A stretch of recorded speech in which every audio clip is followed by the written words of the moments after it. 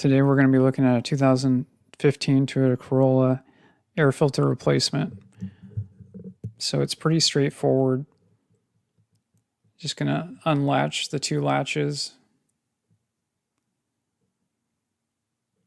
lift up, pivot it out of the way, and then it'll come up, pull the air filter out. You don't need to take the clamp off or anything like that. Air filter is doing its job there. Looking in the air box, making sure there's no rodent nests or anything like that.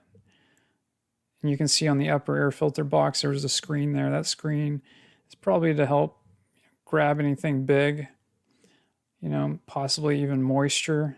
Sometimes car companies will put screens on the air inlet near the air filter, after the air filter, to grab not just, rodent nests and large objects, but I think it's also to help grab condensation. So sometimes getting these air filters in is a little bit more work than getting it out, like most things. The earlier Toyota air filter housing lids, some of them had vacuum lines going to them, and you can actually get a check engine light a couple of weeks down the road after checking air filter when you're servicing a Toyota.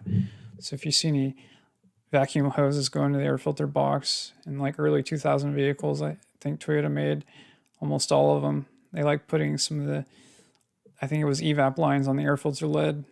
Just be mindful of that. If it pops off, pop it back on. And that's it.